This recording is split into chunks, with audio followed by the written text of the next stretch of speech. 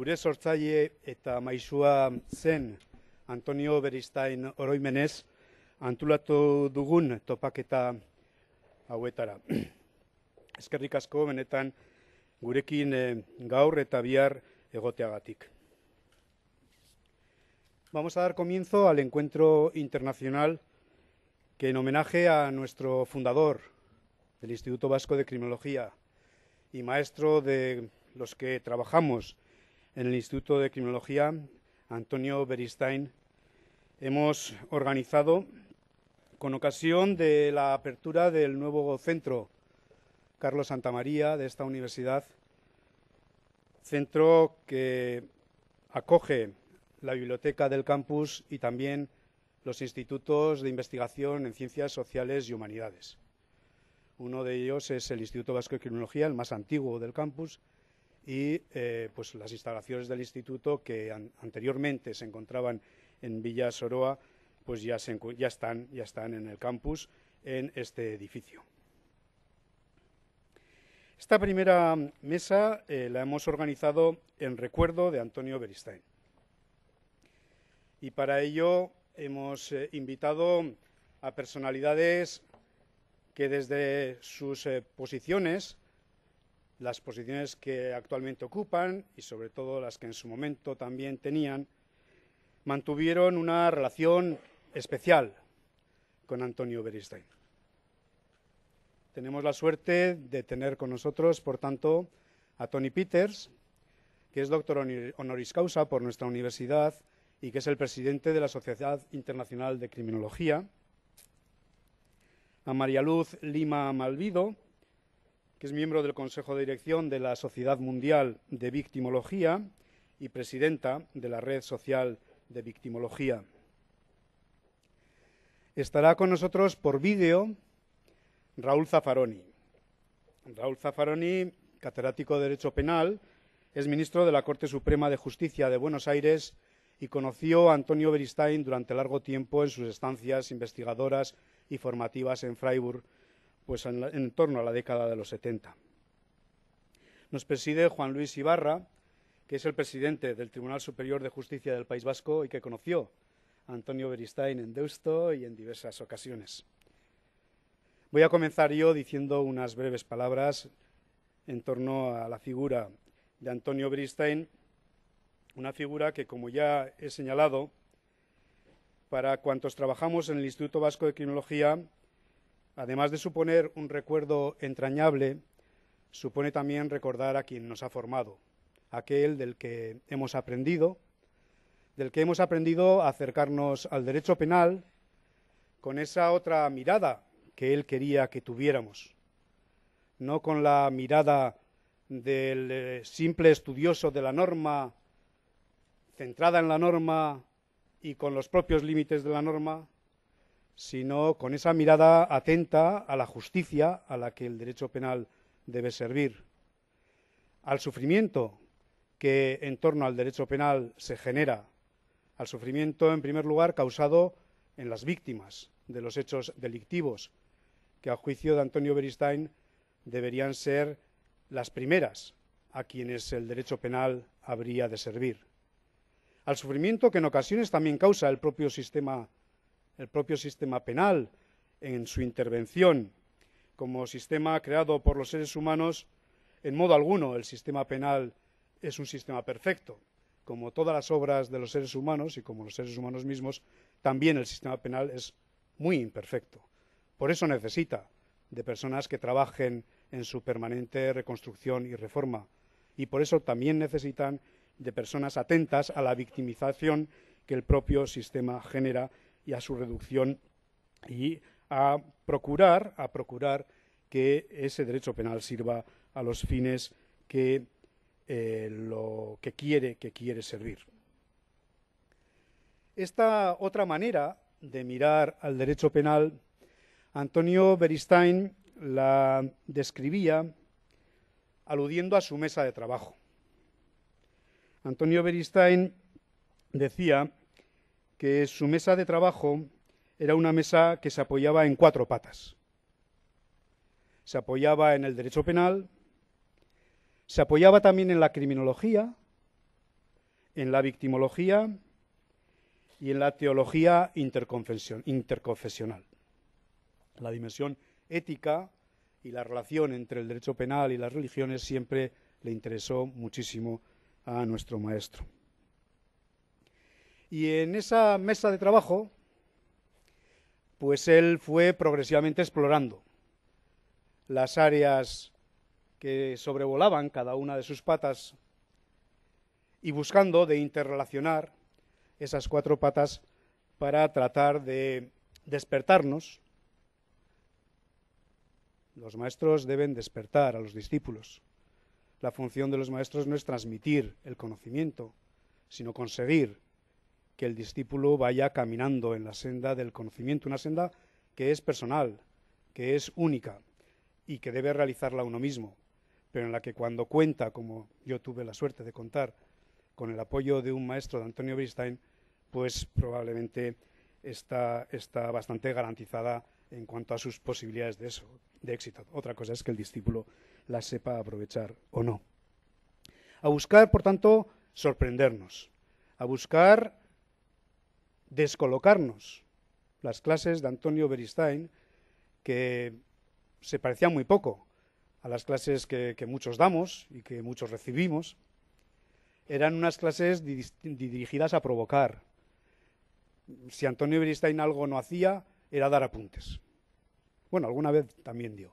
Pero si Antonio Beristain algo no quería, era que los alumnos pensaran que aprender la asignatura era reproducir las 10, 20, 100, 1000 ideas que él pudiera explicar en clase. La clase de Antonio Beristain estaba más llamada a repasar pues, las cuestiones de la última actualidad, noticias recentísimas del periódico, y sobre la base de esos elementos, pues ir generando reflexión, ir generando contraste, ir generando incluso inquietud intelectual en aquellos que le acompañaban en la sala, que él lo que deseaba es que además discutieran con él, debatieran con él, incluso con tensión. Algunos hemos sufrido esa tensión en las clases de Antonio, debatieran, discutieran con el fin, como digo, de ir despertándose al conocimiento, de ir aumentando la sensibilidad por la justicia y la sensibilidad por aquellos que más necesitan atención en el marco de la justicia. Estas fueron características que yo creo que todos recordamos de Antonio Beristain, una personalidad internacionalmente muy reconocida, una personalidad que cuando casi nadie de nuestro entorno viajaba por Europa y por el mundo, pues sin embargo estaba presente en todos los foros internacionales, en los foros internacionales que hablaban de la prisión, en las prisiones mismas, allí donde Antonio Beristain iba, demandaba, pedía que se le ayudara a poder realizar una visita a la prisión del lugar. El profesor Tony Peters lo conoce muy bien, porque él pues, le acompañó al profesor Antonio Beristain en la cárcel de Lovaina, a la visita de la cárcel central de Lovaina, una de las cárceles más importantes de Bélgica. La profesora María Luz Lima también lo sabe, cómo era su interés en acercarse siempre a la realidad y visitar a los presos en las prisiones, en este caso de México. Otros muchos de los que estamos aquí lo pudimos ver directamente. Una personalidad, por tanto, muy reconocida y muy querida en el plano internacional, que trabajó muy intensamente en el seno de la Sociedad Internacional de Criminología, que desde un derecho penal de fuerte formación dogmática como él tuvo, está en sus trabajos sobre el causalismo, sobre el finalismo, sobre el derecho penal en materia de tráfico, etc., fue pasando hacia un derecho penal cada vez más centrado en la reflexión criminológica, dirigida, por tanto, a conocer mejor la realidad criminal, a tratar de establecer mejor cuáles son las reglas, los elementos, las herramientas que podemos tener para prevenir y contener en la medida posible no solo los hechos delictivos, sino también la reacción social que sigue tantas veces a los hechos delictivos, y que en la última etapa de su vida, a partir de los mediados de los años 90, se manifestó con un interés especial en el ámbito de la victimología.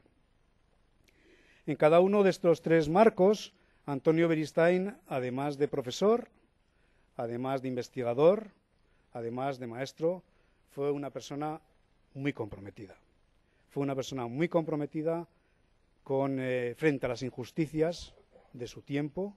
Ahí están sus trabajos y su actividad junto con el maestro de Luis Arroyo Zapatero, que está aquí con nosotros y que es el presidente de la Sociedad Internacional de Defensa Social, Marino Barbero, contra la pena de muerte en tiempos del franquismo.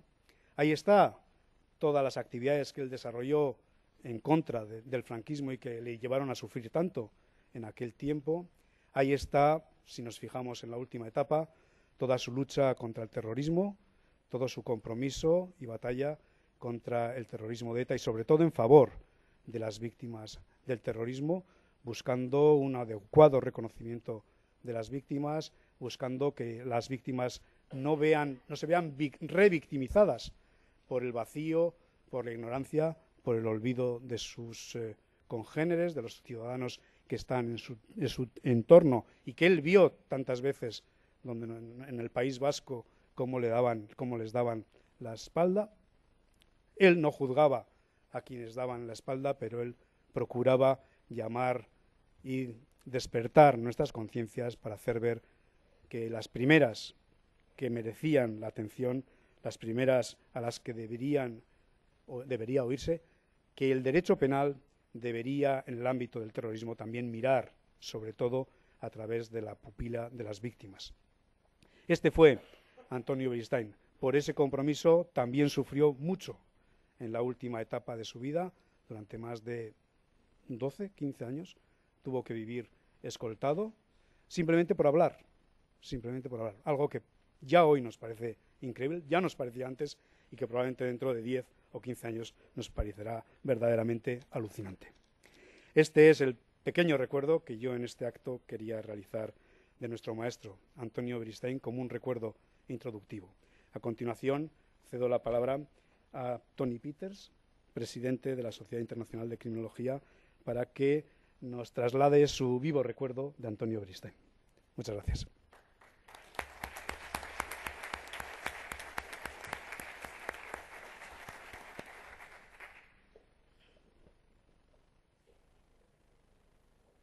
Estimada audiencia, allí. Bien, funciona. Estimada audiencia, muy queridos colegas y amigos, permíteme en primer lugar de felicitar y de agradecer al director del Instituto Vasco de Criminología y todos los amigos, colegas del Instituto Vasco de invitarnos a participar en esos días, esa conferencia sobre el tema hacia una justicia victimal.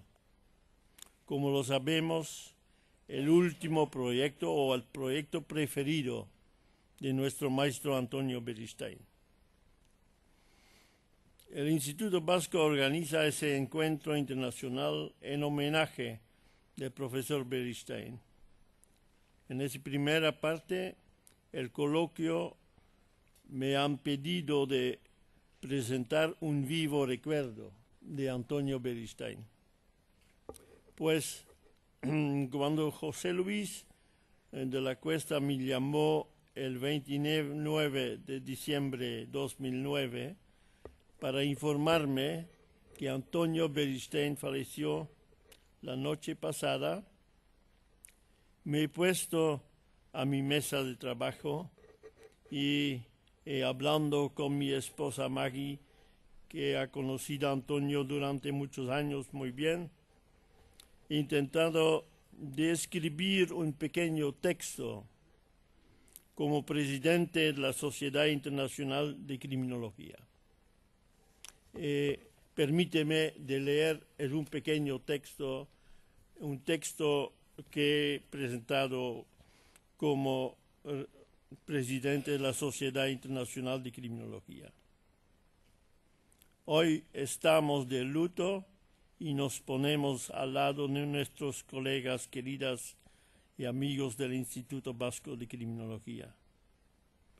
Con ellos deploramos y sufrimos la pérdida de un gran maestro, un excelente colega y un amigo íntimo.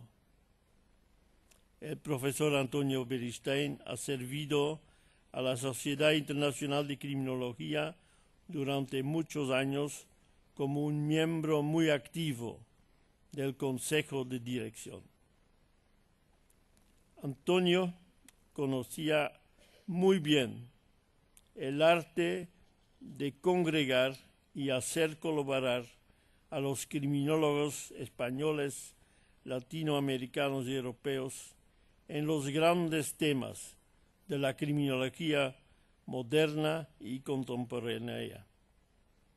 Es muy larga la lista de sus iniciativas de investigaciones nacionales e internacionales en temas como las penas, los derechos de los detenidos, los sospechosos y sobre todo de las víctimas del terrorismo y de la violencia.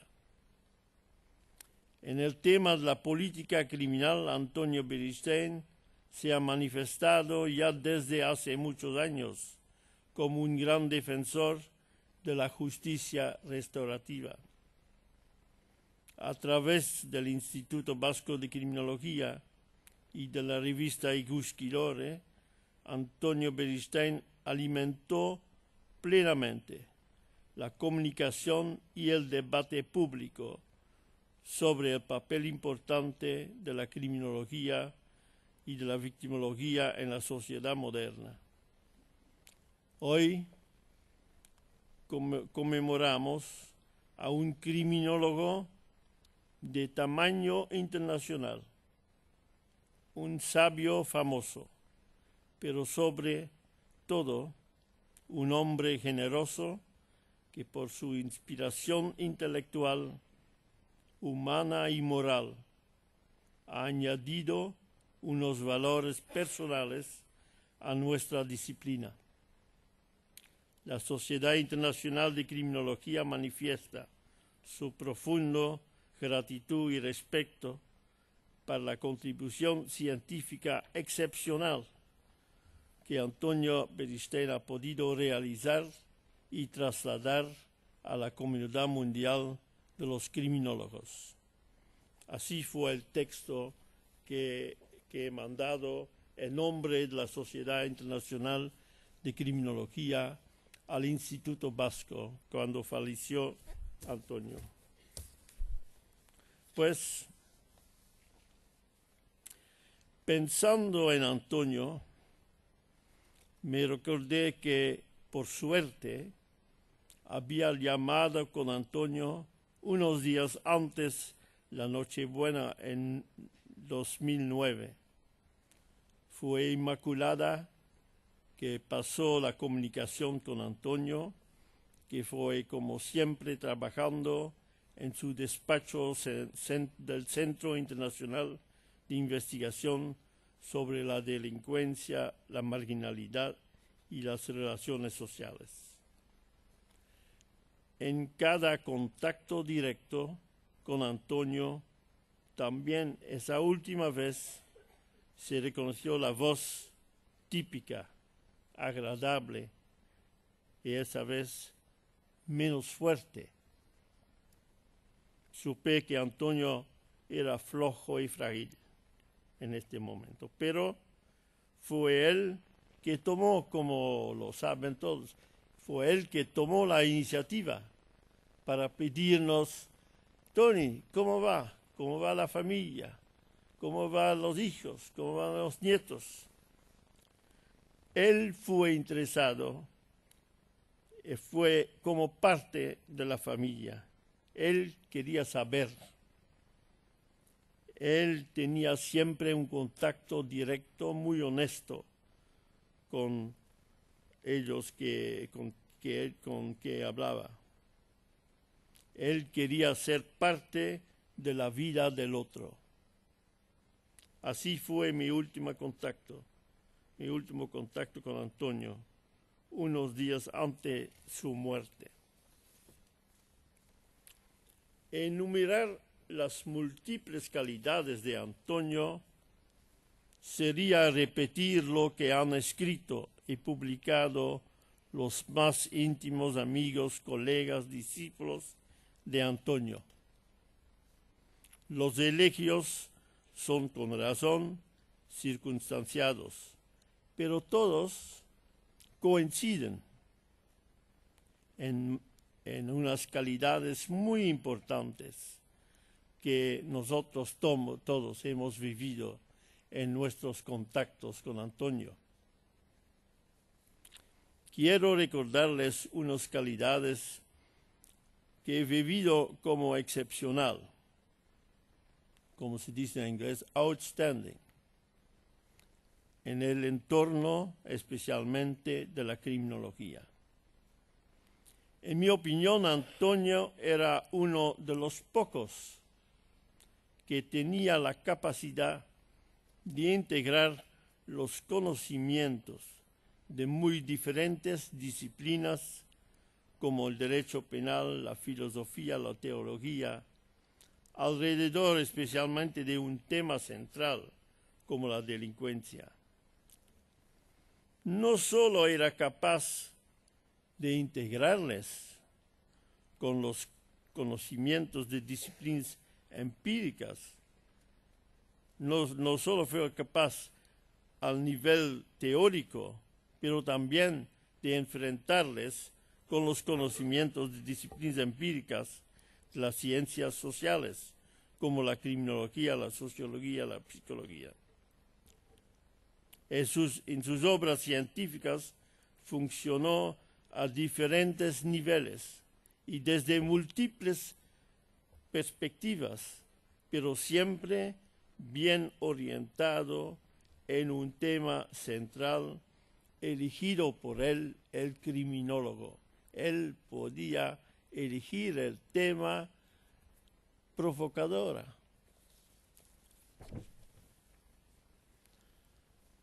Antonio fue el maestro con la capacidad de integrar la información, sea dogmática o sea empírica,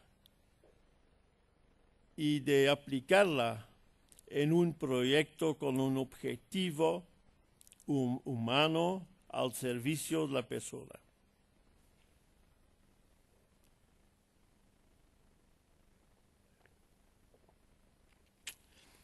Para ilustrarlo concretamente, quería recordar un proyecto en que Antonio me pidió de participar desde Bélgica en un proyecto sobre los derechos humanos y el aislamiento celular, especialmente de los sospechosos.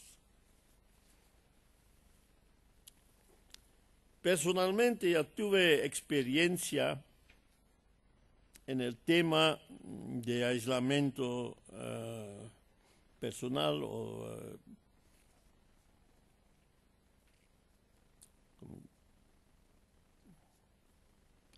el tema del aislamiento de los sospechosos o de los detenidos. Ya tuve una experiencia en el tema trabajando con colegas de diferentes países, especialmente en este tema de solitary confinement. Trabajando también con un grupo de expertos para el Consejo de Europa y Amnesty International. Entre ellos aquí presente Ignacio Muñaori, con quien he trabajado en este tema.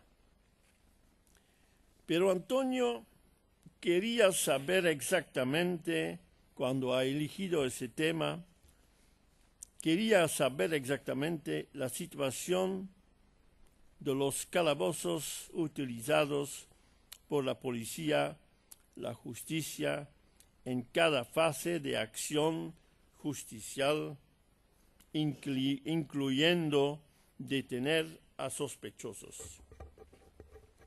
Y por vía de mis contactos con el jefe del Ministerio Público en Lovaina, he recibido la autorización de visitar cada calabozo en Lovaina en el Palacio de Justicia, en los locales la Policía Nacional y la Policía Local. Es típico para Antonio, es decir, no vamos a estudiar el tema de los calabozos, es la realidad misma, visitar los calabozos y describir cómo funcionaban. Finalmente, tuve todo un material sobre los calabozos como pedido. De un lado, la información normativa, qué se dice sobre cómo utilizar los calabozos, cómo poner uno en una celda, qué régimen, qué condiciones materiales, etc.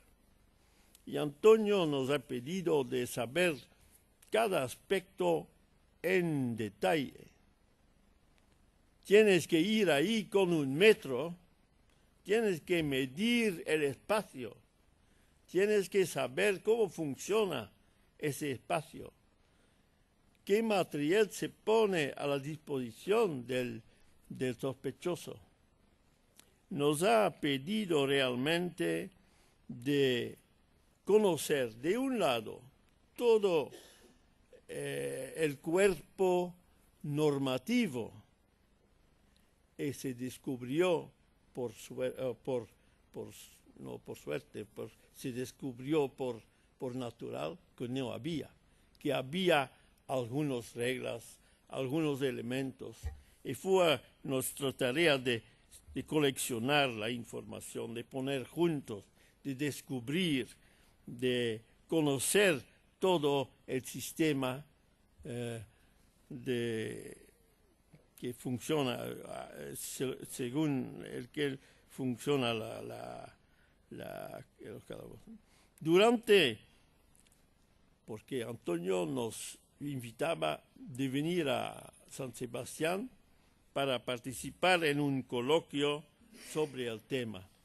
Y durante un coloquio del Instituto Vasco, Antonio era capaz, como dirigente de una orquesta, de integrar toda la información a diferentes niveles y de salir con una reflexión fundamental sobre el tema, con una publicación y con propuestas de reglas. Eso me parece un ejemplo de un recuerdo vivo de la manera de trabajar de Antonio. Un otro recuerdo muy vivo y muy típico fue la energía ilimitada de Antonio. Me recuerdo aterrizando en Biarritz, José Luis venía en coche para llevarme a San Sebastián y ya en el coche llamaba a Antonio diciendo, bienvenido Tony, pero ya hemos cambiado el programa y tenemos que añadir tal tema y tal seminario y tendrás contacto con la prensa, con la televisión para comentar. Así fue Antonio también. Para terminar mi intervención, un recuerdo vivo de Antonio incluye el papel nacional e internacional de Antonio en la promoción de la criminología como disciplina académica. Antonio como embajador de la criminología.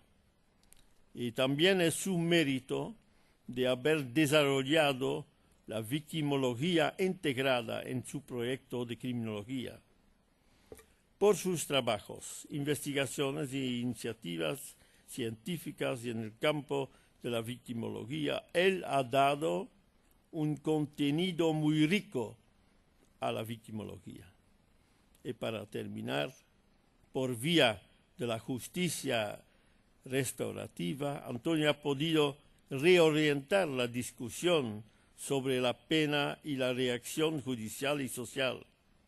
En lugar de un derecho reivindicativo, nos ofrece el debate sobre una justicia victimal, el tema de estas jornadas.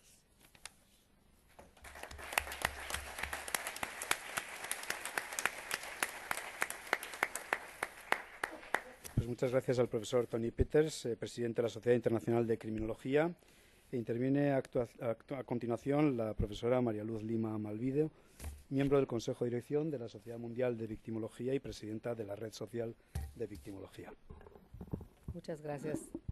Quiero de veras esta intervención hacerla con una enorme emoción que el día de hoy me da ver este gran instituto que Antonio pues vio nacer. Y como muchos van a hablar de su obra, yo voy a hablar de él como amigo, como hombre. Antonio era un hombre con profunda inspiración mística y un espíritu de libertad. Nuestro querido profesor Antonio nació en Medina de Rioseco, un lugar del Reino de Castilla, con sede de los almirantes, espacio místico cuya plaza central inspira a la meditación. Un lugar donde seguramente Antonio muchas veces con su dinamismo de pequeño correteaba al amanecer en aquella arquería que hacía sonar las campanas de las iglesias de San Francisco y de Santiago, cerca de la Plaza Mayor. El día de su nacimiento, pero en 1541, San Ignacio de Loyola se hizo elegir el general de los jesuitas. El mismo día de su muerte, Martin Luther King, un premio Nobel de la Paz, murió. Ese 4 de abril. Medina de Rioseco, ese espacio donde nació Antonio con recogimiento que impregnó y constituyó su esencia y profundidad de hombre santo, comprometido con la verdad y la libertad. Causas que lo acompañaron toda su vida, sin importarle las consecuencias de diferir o hacer resonar su voz expresando su disidencia ante políticos y ante la misma Iglesia, lo que lo hacía cuando oía algunos discursos en donde se veía que transgredían los valores que él seguía. En los 60s, Antonio vivió 8 años en Guatemala.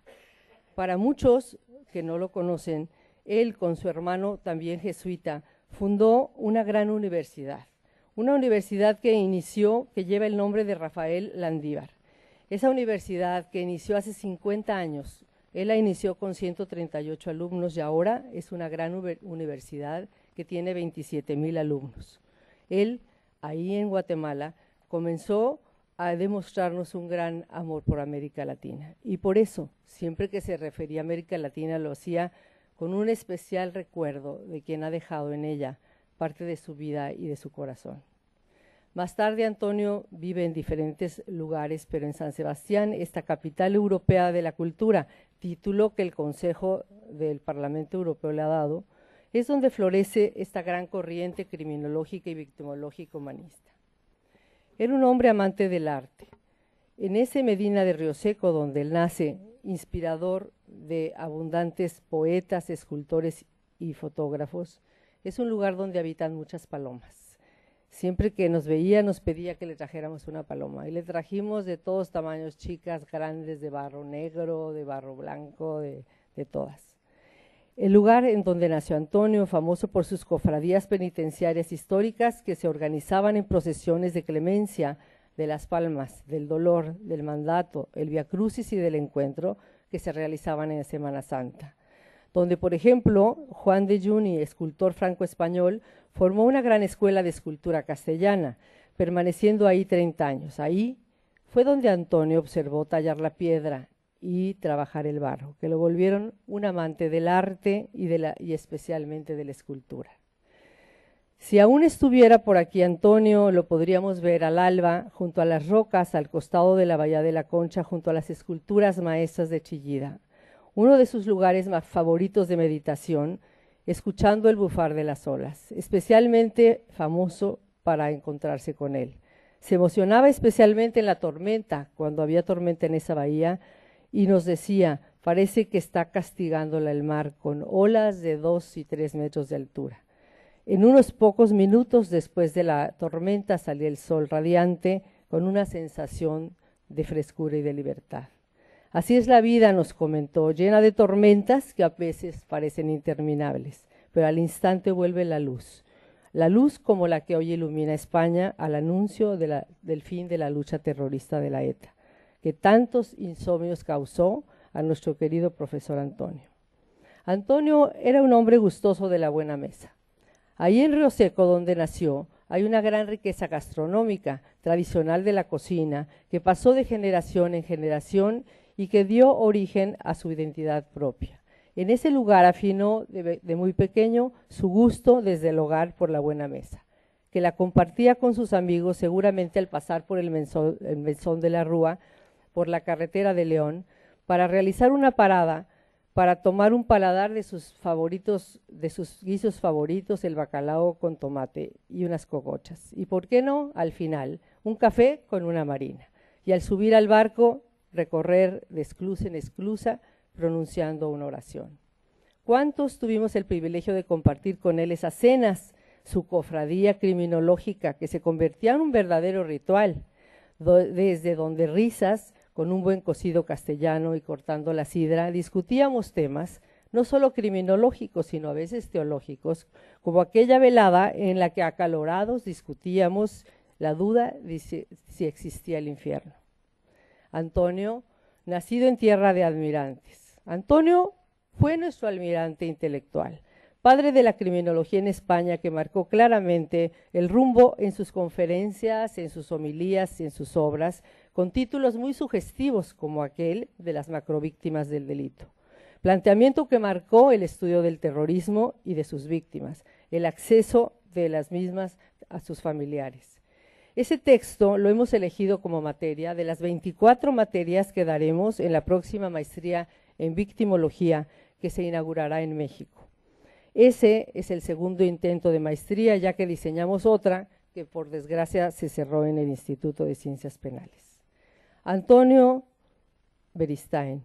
Antonio, gran maestro de criminología y de política criminal, y por qué no, como lo diría una amiga que hoy no está aquí, Esther Jiménez Salinas, nos decía, y también un gran apasionado en la dogmática penal.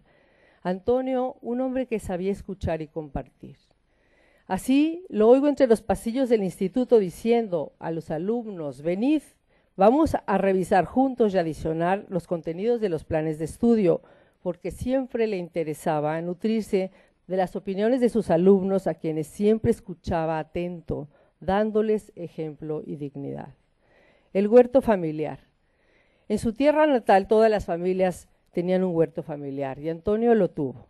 Está formado de sus amigos y de sus alumnos, que cultivó por años, como el que actualmente nos acompaña en la mesa, el doctor de la Cuesta, que lo acompañó y abrevó de él ese entusiasmo y ese conocimiento de su profesor, que muy orgulloso se sentía de saber que el maestro dirigía la Asociación Internacional de Derecho Penal. Ese instituto fue su huerto donde muchas generaciones de criminólogos, penalistas, victimólogos abrevaron y ahora destacan en España. Antonio fue un amigo excepcional, siempre preocupado de la salud física y espiritual de sus amigos. El 17 de octubre de 2008, en aquella apertura del curso académico, la última vez que lo vi, dijo unas palabras para el profesor Miguel Echenqui Elizondo, quien acababa de fallecer hacía 6 meses, palabras que hoy quiero adoptarlas y hacerlas mías, ya que Antonio igualmente le aplican. Sus amigos de la Asociación Internacional de Derecho Penal, de la Sociedad Mundial de Victimología, de la Sociedad Internacional de Criminología, del instituto que dirigió, del personal administrativo de servicio, de los docentes, de los disidentes, manifestamos hoy con profundo afecto y respeto nuestro cariño a Antonio, victimólogo, criminólogo, profesor de Derecho Penal, y a nuestro entrañable amigo por muchos motivos como lo son. Su intuición de la enigmática dignidad de la persona humana, su excelencia como mistagogo de valores, su convicción en el mundo de que el mundo está bien hecho y su introspección gratificante al sufrir y al morir. Y ese último día que lo vi, en una pequeña charla en su oficina, me dijo: Malú, no olvidéis lo que dijo Santa Teresa. El amor de Dios no ha de ser fabricado en nuestra imaginación, sino debe ser probado en obras. Y Antonio lo probó. Fraternalmente, doctora Lima.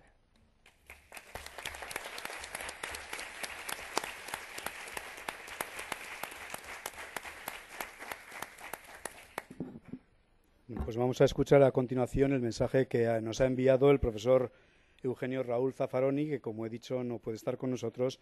Él es catedrático de Derecho Penal y ministro de la Corte Suprema de Justicia de Buenos Aires y un famosísimo penalista y criminólogo conocido en todo el mundo. A ver si acierto.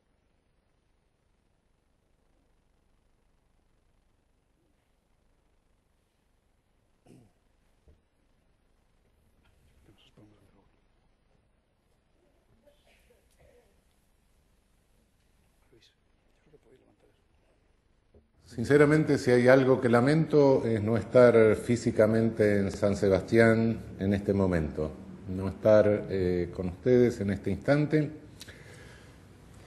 porque sumarme de alguna manera al homenaje a Antonio Beristain es para mí un deber de amistad, de gratitud y de reconocimiento a quien, en buena medida, aunque él, si lo escuchase, lo rechazaría, considero mi maestro. La vinculación con Antonio Beristain comenzó hace más de 40 años. La primera vez que lo traté directamente fue en el Congreso de Criminología de Madrid de 1970 y luego prácticamente no interrumpimos el trato. Era sencillo contactarse con Antonio. Es hombre comunicativo, expansivo. Vino a Buenos Aires un par de veces. Recuerdo una de sus primeras visitas que se fue a fotografiar la cárcel de Devoto y lo detuvieron los policías porque estaba tomando fotografías de la cárcel. Una de las primeras visitas a Buenos Aires. Siempre hacía ese tipo de cosas. Pero hay una visita a Buenos Aires que quizá ustedes no conozcan. Fue en plena dictadura militar. Convocamos unas jornadas en la Universidad del Salvador y a ellas asistió Antonio y dio 2 o 3 charlas, no recuerdo el número de participaciones, y comenzó a hablar de criminología crítica, no de criminología crítica radical, que nunca compartió, sino de la criminología de la reacción social, la criminología interaccionista, la criminología fenomenológica, el análisis del sistema penal. Y habló de derechos humanos. Eso fue sumamente importante para nosotros. Estábamos en plena dictadura, en una situación muy difícil, donde los pocos que estábamos azorados frente a la transformación de la realidad, frente a lo que estaba pasando en nuestro país que nunca nos habíamos imaginado, íbamos tomando conciencia de la dimensión del drama que se estaba desarrollando y solo lo podíamos comentar en pequeños círculos. En círculos más amplios no sabíamos exactamente con quién estábamos hablando. Había temor, había miedo. Y yo también sentía miedo, por supuesto. Miedo frente a un futuro incierto, miedo frente a una represión cuyos alcances no llegábamos a comprender íntegramente. Y la intervención de Antonio produjo un efecto de decantación. Inmediatamente hubo una franca sensación de rechazo, denuncia, etcétera, por parte de algunos, y una sensación de una reacción de solidaridad por parte de otros. Nos sirvió para determinar quién estaba de cada lado. Del lado de lo humano, de lo racional, y quién estaba del lado de la irracionalidad represiva. Siempre le quedé sumamente agradecido a Antonio por eso.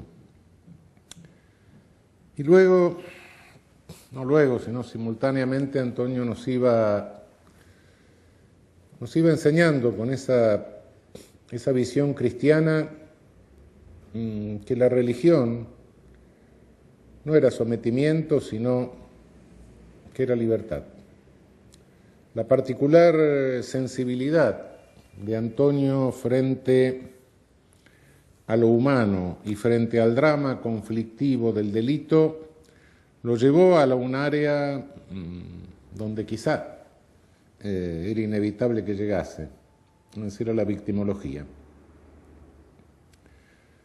Los análisis victimológicos de Antonio a veces nos desconcertaban, a veces nos dejaban mudos. Él tenía una forma de comunicación muy particular, comunicarse a través de metáforas a veces figurativas, a veces verbales, con las cuales desconcertaba bastante al interlocutor. Yo le había tomado un poco el tiempo en ese uso de las metáforas, pero verdaderamente nos enseñó la técnica del maestro, es decir, buscar la respuesta dentro de nosotros mismos, a través de esa enorme cantidad de metáforas que no dejaba de emplear incluso en la conversación directa, en la conversación particular.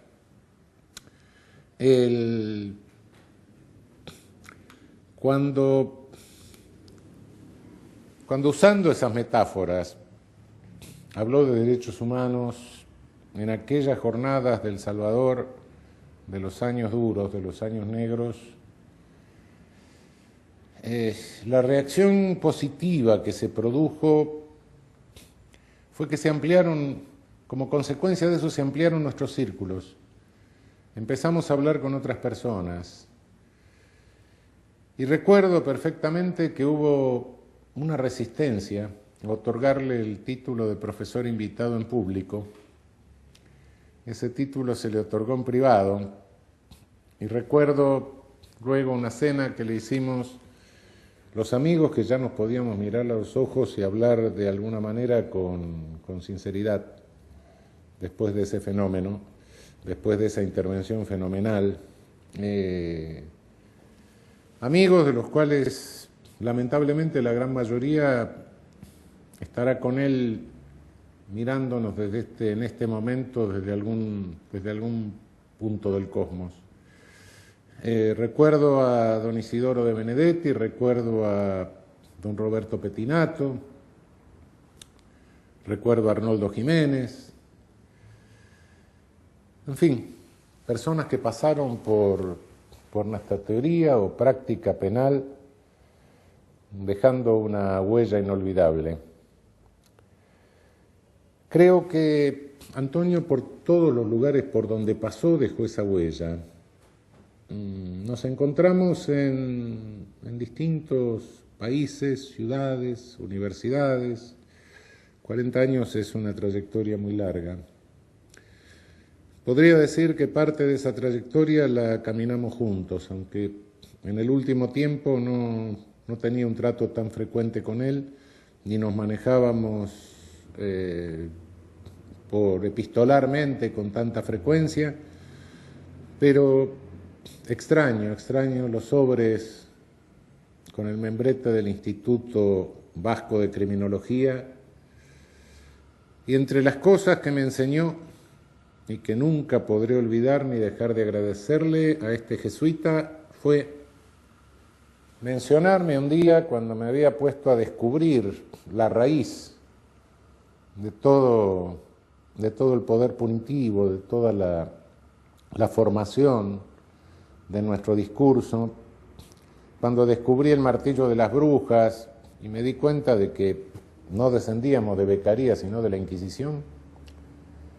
No podré nunca dejar de agradecerle que me haya dicho si conocía a Friedrich Spee. Y a partir de entonces me puse a investigar a Friedrich Spee. Naturalmente no lo hacía solo como jesuita, sino que lo había leído. Había leído que también la estructura básica del discurso crítico esa que él había desarrollado metafóricamente en las jornadas del Salvador, en definitiva era una estructura que nacía en el siglo XVII con la crítica de Spee, del mayor poeta alemán de su tiempo, a la práctica y a la teoría inquisitorial del Malleus.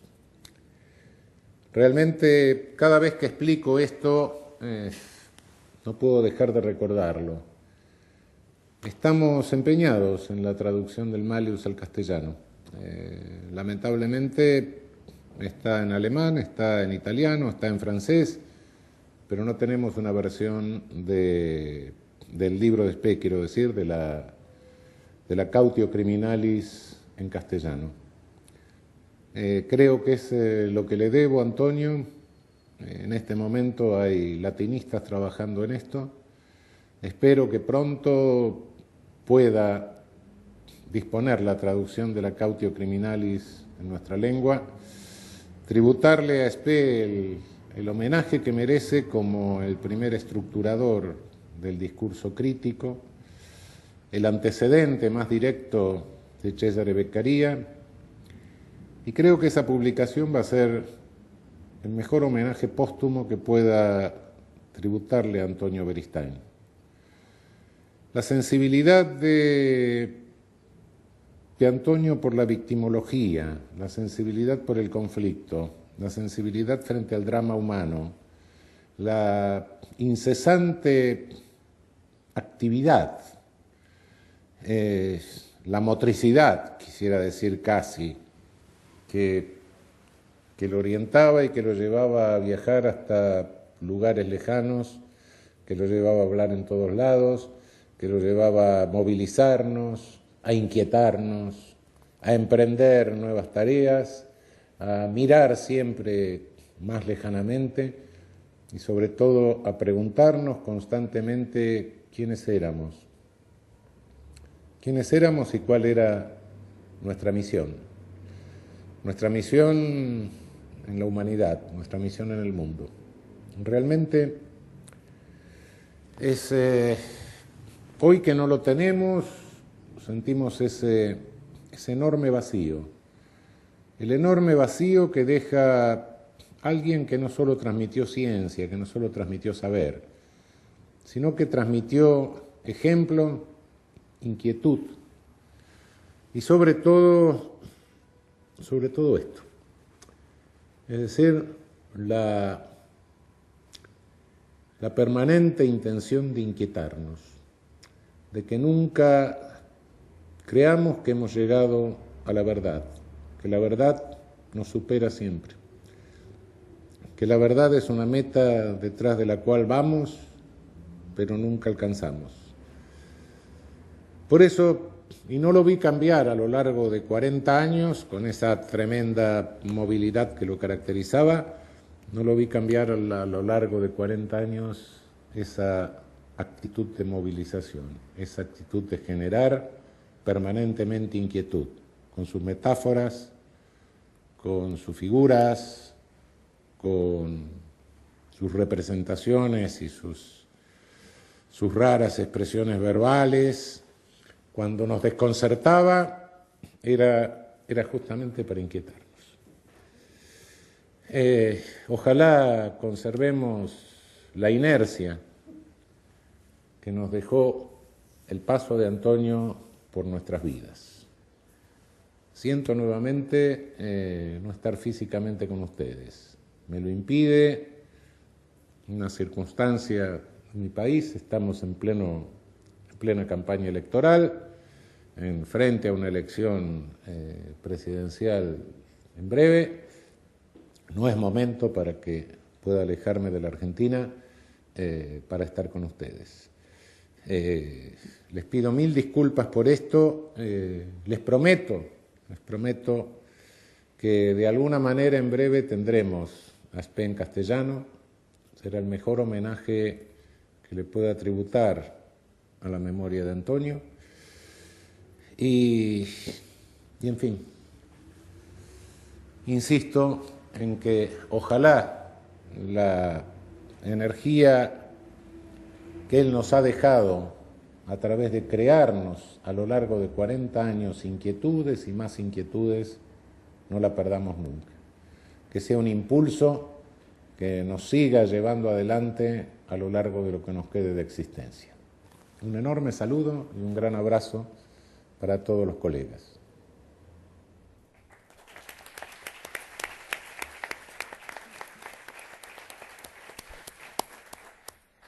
Bueno, pues interviene a continuación el excelentísimo señor don Juan Luis Ibarra, presidente del Tribunal Superior de Justicia del País Vasco. Y quiero decirle, en nombre de todos los miembros del Instituto Vasco de Criminología, el honor que para nosotros supone y la alegría que también supone el que esté con nosotros compartiendo esta sesión aquí, en el Auditorio Antonio Beristain y en la sede del Instituto Vasco de Criminología del Centro Carlos Santamaría.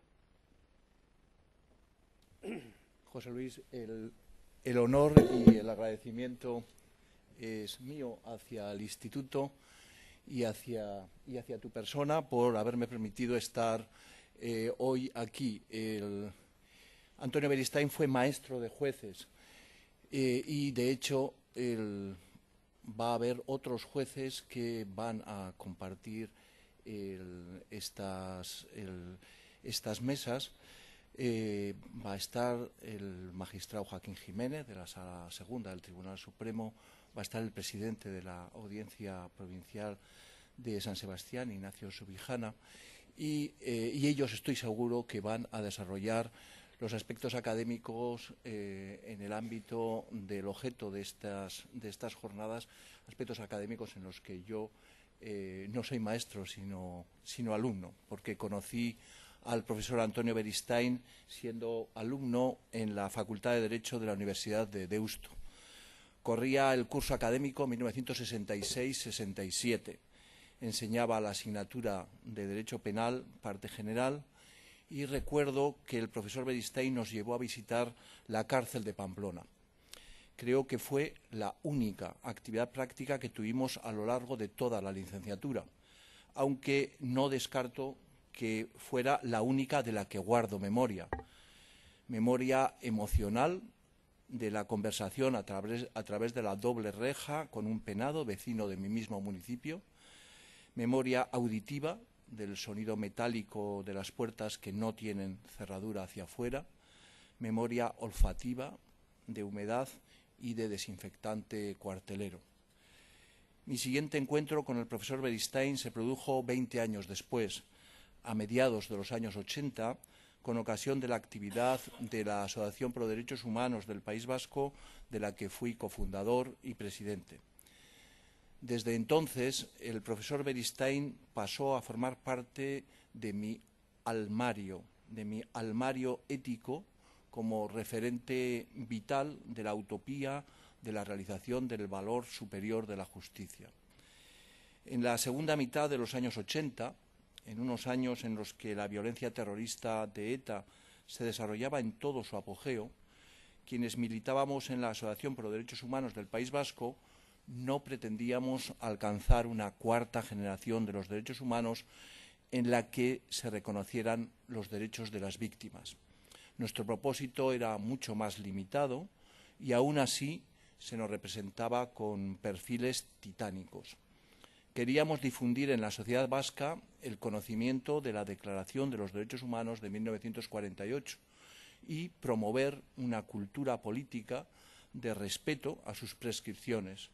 Estábamos convencidos y dispuestos a convencer del valor de la Declaración en su dimensión expresiva de un mínimo común denominador ético que podía llegar a ser compartido en la sociedad vasca.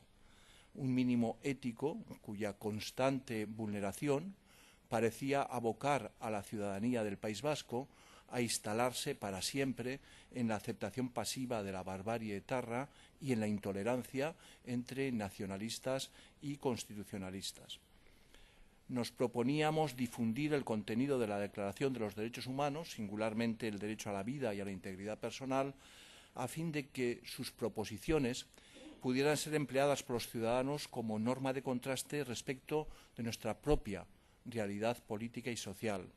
Una norma de contraste que condujera a la ciudadanía a calificar como execrables y a condenar los asesinatos de ETA, así como los abusos de poder que llegaran a cometerse por los agentes de la autoridad en la lucha contra el terrorismo o desde organizaciones civiles que entonces practicaban el terrorismo de signo opuesto. Entendíamos que mediante estos actos de razón práctica los ciudadanos avanzaríamos en la respuesta colectiva a los dos males que estaban arrastrando a nuestra sociedad hacia la barbarie y la intolerancia. Esos males consistían, de una parte, en el amplio desarrollo de una actitud social de mirar para otro lado, de no querer ver, o por lo menos no verbalizar en las relaciones sociales, ni siquiera en las familiares, aquello que estaba ocurriendo delante de nuestras narices. Esto es, que en el contexto de una aún frágil democracia española y con la complacencia o el silencio de una parte no desdeñable de nuestros convecinos, una organización de delincuentes denominada Euskadi Ta Askatasuna practicaba una violencia terrorista y la utilizaba como arma de acción política para la imposición totalitaria de un objetivo de secesión territorial.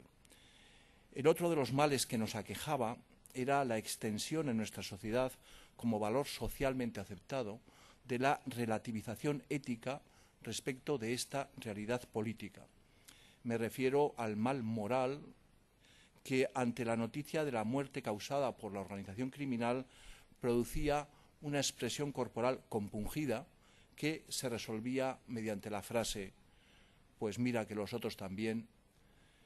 Esta conclusión de equivalencia y subsiguiente equidistancia moral entre una acción terrorista y una subsiguiente respuesta policial, siempre bajo sospecha social de ilegitimidad, obligaba a suspender el juicio y a trastocar la expresión verbal para referirse a la realidad del asesinato de las personas que ocupaban el vehículo destrozado por el artefacto explosivo, de la autoridad militar, del conductor del vehículo, de su esposa, de sus hijos. La equivalencia, que excluía el juicio moral sobre el delito, venía avalada por una cadena de prejuicios ampliamente instalados en el discurso político que aún en los años 80 no contaban con una suficiente respuesta social crítica. La violencia terrorista llegó a operar así como una auténtica subcultura con una implantación social no desdeñable. La realidad de la Constitución de 1978 y de la democracia que se abría paso en España a golpe de elecciones, de libertades restituidas y de creciente eficacia en la garantía de los derechos individuales de los detenidos y acusados, no hacía ninguna mella en la vigencia del aforismo central acuñado durante la dictadura. En una Euskadi sojuzgada por las armas, unos jóvenes luchadores por la libertad de su pueblo practicaban la violencia de respuesta por la que sus autores sufrían la tortura sistemática, el juicio sin garantías y largas penas de cárcel. Los asesinatos de personas civiles precedidos de secuestro con finalidad de extorsión económica familiar, como el de Javier de Ibarra el 22 de junio de 1977, o concomitantes con reclamaciones sociales, como el asesinato el 6 de febrero de 1981 del ingeniero José María Ryan para obtener la paralización en la construcción de la central nuclear de Lemóniz, ofrecían la evidencia de un discurso terrorista netamente totalitario. Pero hubo de esperar hasta el asesinato, en julio de 1997, del concejal Miguel Ángel Blanco, para que una parte de la sociedad vasca, significativa e imparable después en su crecimiento, mostrara públicamente su rechazo y su neta condena a las acciones de la organización terrorista. Sin embargo, desde la perspectiva del afrontamiento social a las consecuencias de la subcultura de la violencia, no pasaron en vano los 10 años que median entre el 19 de junio de 1987, en el que ETA explota una bomba en el centro comercial Hipercor de Barcelona, produciendo la muerte de 21 personas y lesiones a otras 45, y el 13 de julio de 1997, en el que ETA asesina a Miguel Ángel Blanco Garrido, concejal del Ayuntamiento de Erma por el Partido Popular. Me he referido a la actuación en ese periodo de la Asociación Pro Derechos Humanos del País Vasco porque el profesor Antonio Beristain y yo compartimos militancia en ella. Podía también haber mencionado al movimiento social generado por la Coordinadora Gesto por la Paz de Euskal Herria, de la que también ambos hemos sido asiduos seguidores. Desde 1986 hasta hoy, después de cada muerte producida por la violencia política, Gesto por la Paz ha mantenido la práctica de 130 concentraciones simultáneas de ciudadanos durante 15 minutos, en silencio, en las plazas de los pueblos y en los lugares céntricos de las ciudades, detrás de una pancarta que reza la condena a la violencia terrorista e invita a la sociedad a que lo haga patente con el gesto público de su silencio. La actuación de estas asociaciones cívicas y de las que vendrían después, singularmente el movimiento Foro de Ermua, la organización Basta Ya, las asociaciones de víctimas del terrorismo, singularmente en el País Vasco el colectivo Covite, contribuyó decisivamente a que una parte significativa de la sociedad vasca llegara al neto rechazo a la cultura que considera legítima la violencia armada como medio para la acción política que se ha generado y desarrollado a lo largo de los 50 años de existencia aún no concluida de ETA. Este resultado no hubiera sido posible sin la paciente y tenaz descodificación del lenguaje político trufado de aforismos totalitarios, como el que antes les he redactado, sobre los que se construyó en el País Vasco la subcultura de la violencia política. Para este fin descodificador resultó decisiva la recuperación por los demócratas vascos de las claves de sentido que redefinieran el significado de dos palabras centrales: víctima y libertad. Antonio Beristain, ya desde el periodo que precede a la respuesta social tras el asesinato del concejal Miguel Ángel Blanco, lideró intelectual y socialmente la recuperación del significado de la palabra víctima, y con ello abrió el camino para que el grito de libertad estallara en el código de la subcultura terrorista para significar la libertad de las personas y de los grupos amenazados por ETA y por la violencia de persecución y por el matonismo social practicado por las organizaciones sociales y los partidos políticos creados o vinculados a la estrategia liberticida de la banda terrorista. El 8 de octubre de 1999, las Cortes Generales aprobaban la primera ley de solidaridad con las víctimas del terrorismo. Pero ya para entonces, en el País Vasco y en el resto de España, entre los demócratas de una u otra ideología, constituía un lugar común que los miembros de la organización ETA nunca fueron ni volverían a ser calificados como luchadores por la libertad. Definitivamente, las macrovíctimas del terrorismo y sus victimarios habrían de ocupar un lugar distinto en el derecho penal, aunque unas y otros compartan una común condición de humanidad.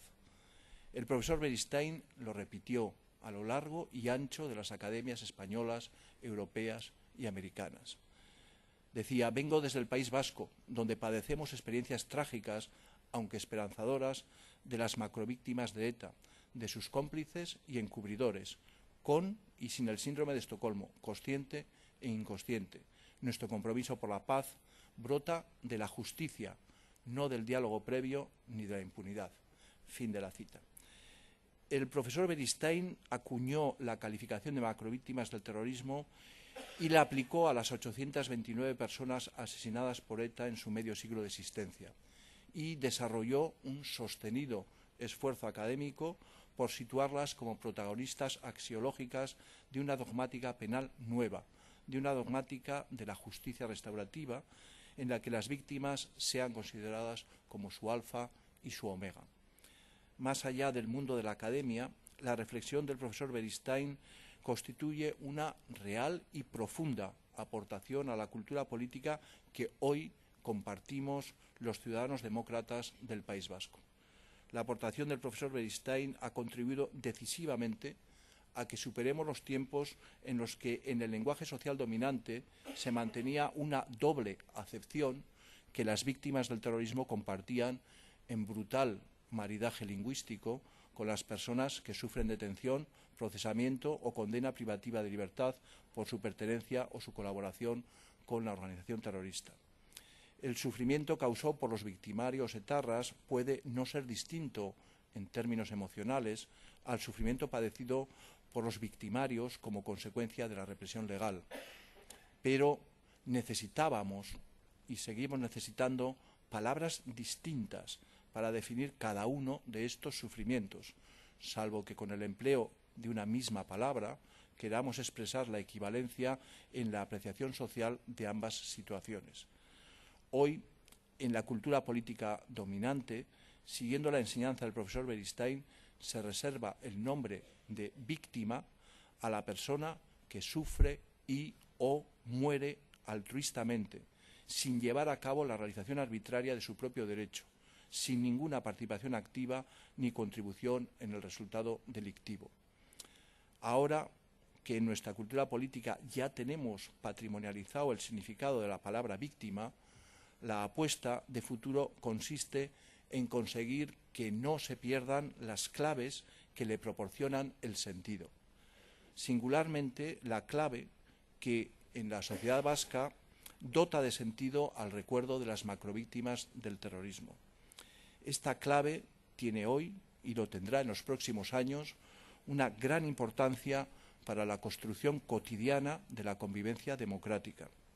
El recuerdo dota de sentido al significado actual de la expresión víctima del terrorismo en la medida en la que aporta una viva luz que, al relumbrar, nos advierte del peligro de que si cegamos esa clave, si apagamos esa luz, los liberticidas de ayer pueden vencer de nuevo, esta vez en la batalla por la memoria de la verdad de lo ocurrido. Esto no ocurrirá si mantenemos viva la enseñanza del profesor Beristain sobre la necesidad de reconocer y de reparar el daño causado a las víctimas, así como de recordar a las macrovíctimas mortales del terrorismo en la plenitud de su dignidad humana. Muchas gracias.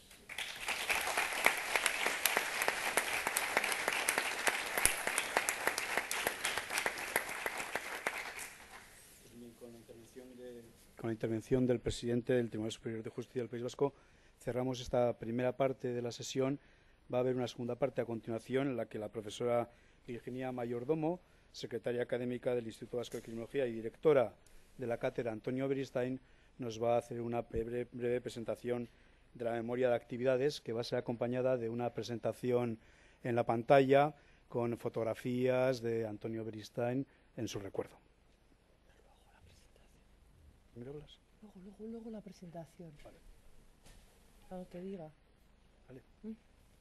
Buenos días. Se ha dicho muchas veces y muy bien a lo largo de las intervenciones anteriores, y yo también quiero repetirlo. Antonio Beristain ha sido un hombre excepcional.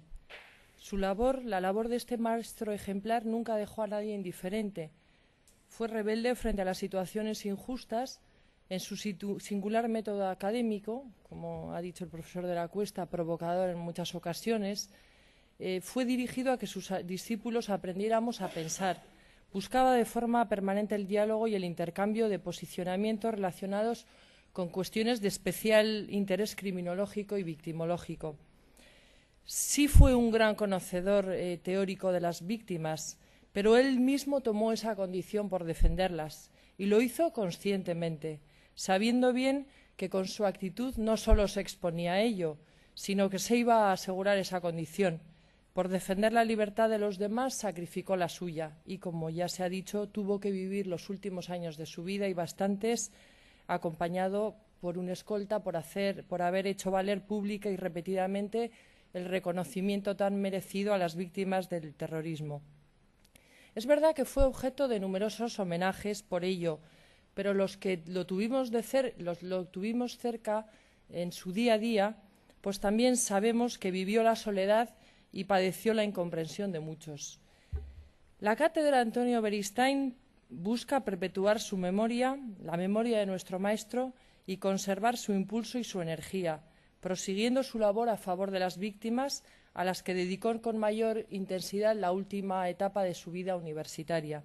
La cátedra fue creada al poco de morir, en el año 2010, como un programa específico permanente en el seno del Instituto Vasco de Criminología, que él mismo fundara en el año 1978 y del que fuera su director hasta el año 2010 y después director honorario.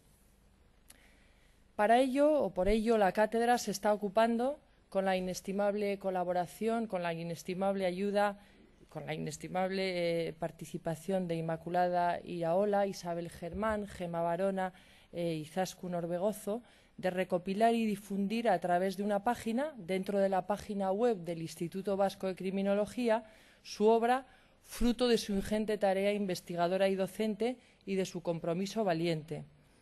También la cátedra está promoviendo actividades académicas relacionadas con la victimología, tanto en el plano docente como investigador. Está atenta también la cátedra a establecer relaciones y alianzas con todo tipo de instituciones y organizaciones, entidades activas en el plano victimológico. Desde ella y desde el Departamento de Educación, Universidades e Investigación del Gobierno vasco se ha convocado el primer premio de investigación victimológica Antonio Beristain, con el fin de promover e impulsar la investigación realizada en este ámbito, en el ámbito de la victimología, y a lo largo de esta mañana se entregará el galardón al trabajo seleccionado. A lo largo de nuestra corta andadura, pues se han llevado a cabo alguna serie de actividades se han publicado el librito In Memoria en el año 2009. Se ha publicado un número especial de la revista Eguzkilore, cuaderno del Instituto Vasco de Criminología, en homenaje a su fundador. El profesor José Luis de la Cuesta también ha publicado en una revista alemana una publicación en el año 2009.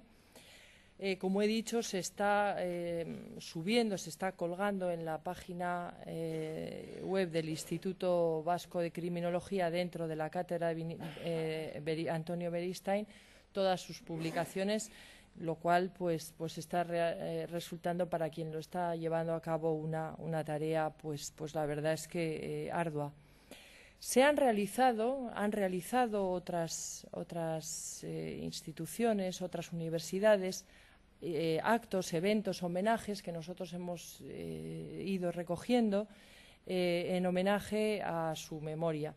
Así, en abril del año 2010 se celebró en la Real Academia de Jurisprudencia y Legislación en Madrid un acto de presentación de su obra póstuma, titulada La dignidad de las macrovíctimas transforma la justicia y la convivencia, in tenebris lux.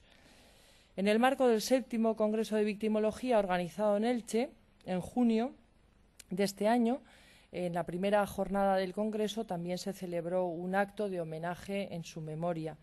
Las 9º jornadas organizadas por Covite sobre víctimas de terrorismo y violencia terrorista, celebradas en octubre, los días 28 y 29 de octubre de 2010, también constituyeron un sentido homenaje a su infatigable labor como jurista, como religioso y, sobre todo, como ciudadano libre.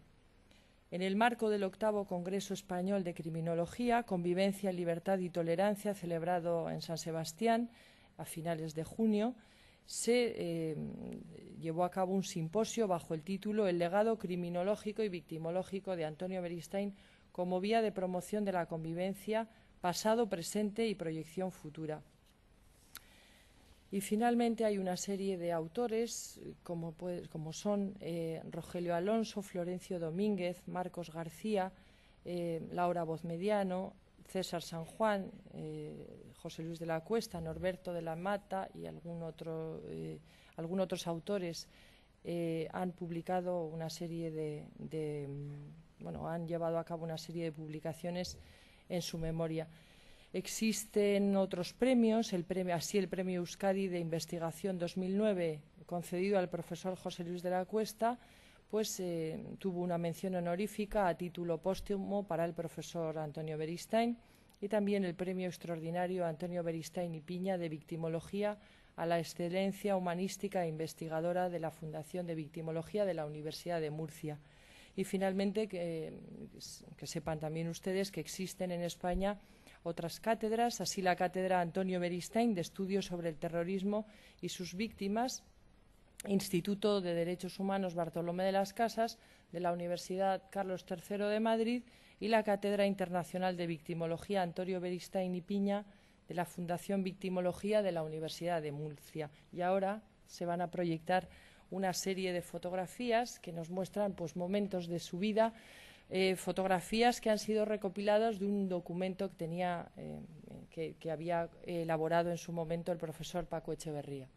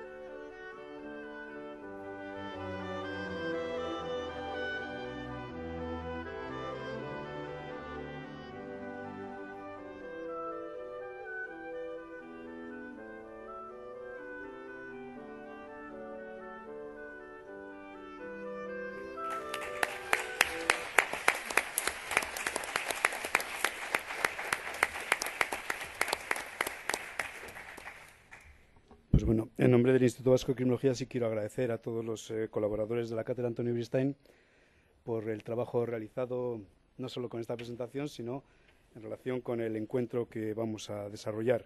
Ahora vamos a tener un descanso y a las 11:30 retomamos la sesión con el impacto de la normativa internacional en materia de víctimas de delitos graves, especialmente de terrorismo y abuso de poder. Muchas gracias a todos.